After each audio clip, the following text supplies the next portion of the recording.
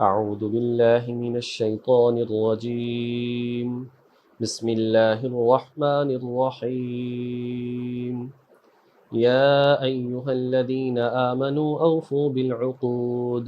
احلت لکم بہیمۃ الانعام الا ما یتلی علیکم غیر محل الصید وانتم حرم ان اللہ یحکم ما یرید صدق اللہ العظیم۔ سورۃ المائدہ کا آغاز الحمدللہ ہم کر چکے ہیں، اور اس میں پہلا جو حکم تھا کہ وعدوں کو پورا کرنا، اس کے حوالے سے ہم تفصیلاً پڑھ چکے ہیں۔ آگے پہلی ہی آیت میں یہ بات ارشاد فرمائی، احلت لکم بہیمۃ الانعام، احلت لکم حلال کر دیے گئے ہیں، لکم تمہارے لیے، بہیمۃن وہ چوپائے، الانعام جو مویشیوں میں، پالتو جانوروں میں شامل ہیں، یا جو مویشیوں یا پالتو جانوروں کے مشابہ ہیں، ان جیسے ہیں، یہ اللہ رب العزت نے تمہارے لیے حلال کر دیے ہیں۔ الا ما یتلی علیکم، سوائے ان جانوروں کے کہ جن کے بارے میں تمہیں پڑھ کر سنایا جائے گا، الا مگر، ما یتلی علیکم وہ کہ جو تم پر تلاوت کی جائے گی، علیکم تم پر، جن کے بارے میں، وہ آیت نمبر 3 کے اندر آ رہا ہے کہ وہ جانور جو ہیں تمہارے لیے حرام ہیں، جن کے بارے میں آگے تمہیں بتایا جائے گا، غیر محل الصید وانتم حرم، اور جب تم احرام کی حالت میں ہو تو شکار کو حلال مت سمجھو، تم شکار کو حلال سمجھنے والے مت ہو، وانتم حرم جب کہ تم احرام کی حالت میں ہو، غیر نہ سمجھو، محلی حلال سمجھنے والے،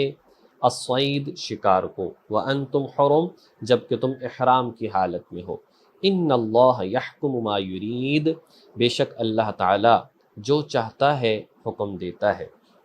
اللہ تعالیٰ جس چیز کا ارادہ فرماتا ہے اس کا حکم دے دیتا ہے۔ اس آیت کریمہ میں اللہ تبارک و تعالیٰ نے جانوروں میں سے کچھ حلال جانوروں کا ذکر فرمایا ہے اجمالاً، اور تفصیلاً انشاءاللہ تعالیٰ اس سے آگے آنے والی جو صورت ہے، اس صورت کا نام ہی انعام ہے، تو اس کے اندر حلال جانوروں کا ذکر بھی فرمایا ہے، قربانی جن جانوروں کی ہو سکتی ہے ان کا بھی ذکر فرمایا ہے، اور یہاں پر جو ہے اجمالاً اس کو ذکر فرما دیا۔ باقی جو حرام ہیں، جیسا کہ فرمایا الا ما یتلی علیکم، کہ وہ جانور حلال ہیں جو تمہیں ابھی بتائے جائیں گے، جن کے بارے میں تمہیں پڑھ کر سنایا جائے گا، ان کا ذکر اسی سورہ مبارکہ کی آگے آیت نمبر 3 کے اندر آ رہا ہے، وہ کون سے جانور اور کون سی چیزیں جو ہیں وہ حرام ہیں۔ یہاں پر احلت لکم بہیمۃ الانعام، بہیمہ جو ہے وہ چوپایوں کو کہا جاتا ہے، چیر پھاڑ کر کھانے والے جانوروں کو کہا جاتا ہے۔ اب چونکہ اس کے اندر جو ہیں وہ چاہے درندے ہیں وہ بھی شامل ہیں،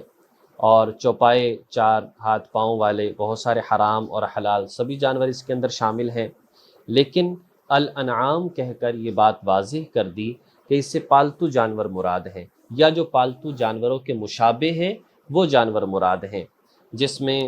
پھر سورہ انعام میں اس کی تشریح بھی تھوڑی سی فرمائی کہ جس میں بیل ہے، اور اسی طرح سے گائے ہے، اور بھیڑ ہے، اور دمبا ہے، اسی طرح بکرا اور بکری ہے، یا اسی طریقے سے بھینس اور بھینسا ہے، اونٹ اور اونٹنی ہے، یہ جانور ایسے ہیں جن کی قربانی ہو سکتی ہے۔ باقی اس کے علاوہ اور جانور بھی ہیں جو حلال ہیں لیکن قربانی کے موقع پر ان کی قربانی نہیں ہو سکتی، جیسا کہ ہرن ہے، نیل گائے ہے، اس طرح کے جو جانور ہیں۔ باقی 14ویں پارے میں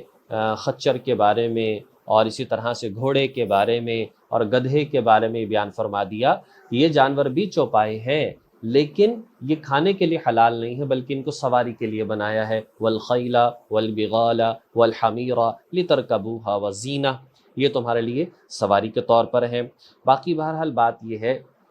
کہ احادیث مبارکہ میں یہ بات بیان فرما دی گئی ہے کہ کون سے جانور جو ہیں وہ حرام ہیں، اور اس طریقے سے کون کون سے جانور ہیں وہ حلال ہیں، تو اس لیے بات ایسا نہیں ہے کہ کوئی ڈھکی چھپی ہو کہ ہمیں پتہ نہ چلتا ہو کہ کون سی چیزیں حلال ہیں اور کون سے جانور جو ہیں وہ حرام ہیں۔ اور بہیمہ کو بہیمہ اس وجہ سے بھی کہتے ہیں، بہیمہ مبہم سے ہے، کسی چیز کا واضح نہ ہونا، چونکہ ان کی عقل جو ہے وہ انسانی عقل کے مقابلے میں مبہم ہوتی ہے، کم ہوتی ہے، اس لیے اس کو بہیمہ بھی کہا جاتا ہے۔ بہرحال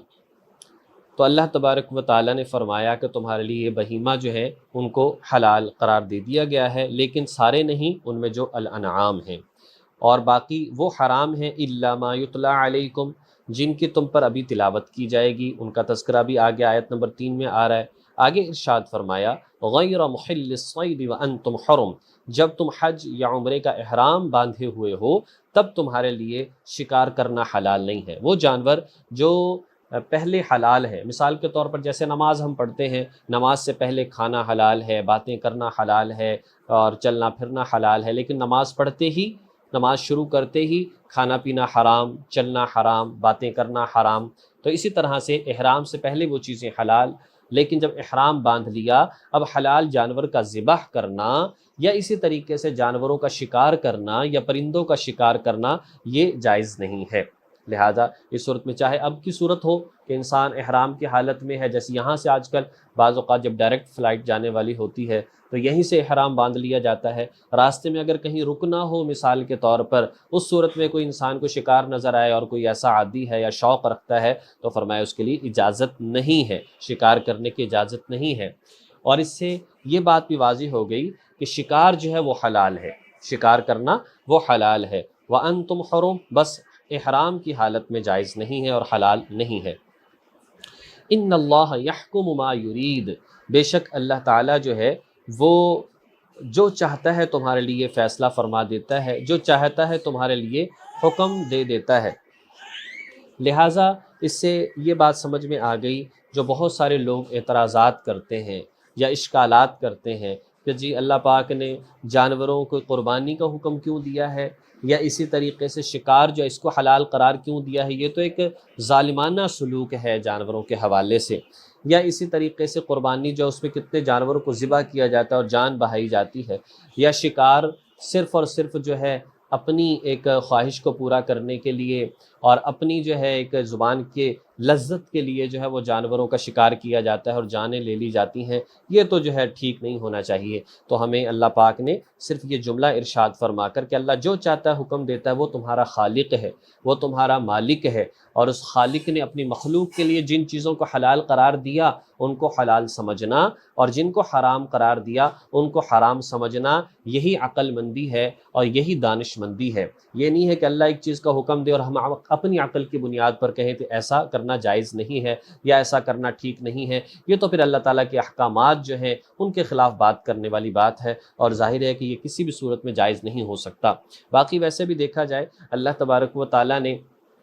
جو ہے جن چیزوں کو حلال قرار دیا ہے ان کے اندر اللہ پاک نے اچھے اثرات بھی رکھے ہیں اور ان کا ہضم کرنا بھی آسان بنا دیا۔ جیسے شیر ہے، اگر وہ گھاس کھانا شروع کر دے تو ظاہر ہے کہ وہ بیمار پڑ جائے گا اور معدہ اس کا خراب ہو جائے گا۔ اسی طریقے سے بکری گوشت کھانا شروع کر دے تو وہ بیمار پڑ جائے گی، مر جائے گی، اور جو ہے معدہ اس کا خراب ہو جائے گا۔ تو کیا وجہ ہے کہ یہ اس کے لیے غذا ہے نہیں۔ لیکن انسان جو ہے وہ گھاس پھوس کی صورت میں بہت ساری سبزیاں ہیں جن کو کھاتا ہے، یا اسی طریقے سے گوشت کی صورت میں بہت سارے جانور ہیں جن کو استعمال کرتا ہے، اور سب چیزیں اس کا معدہ ہضم کرتا ہے۔ اور باقی جہاں تک حرام جانوروں کا تعلق ہے، خنزیر وغیرہ مردار کا، اس کے بہت سارے میڈیکلی طور پر بڑے نقصانات ہیں ان کو کھانے اور استعمال کرنے کے، جو کہ اچھے طریقے سے ہمیں یعنی ماہرین سے یہ باتیں مل جاتی ہیں۔ لیکن بہرحال بات یہ ہے کہ اللہ پاک نے جس چیز کو حلال قرار دیا اسے حلال سمجھا جائے، جن چیزوں کو حرام قرار دیا انہیں حرام سمجھا جائے، یہی عقل مندی ہے، یہی سمجھداری ہے۔ بہت ساری باتیں ورنہ تو ایسی جو ہماری عقل میں نہیں آتی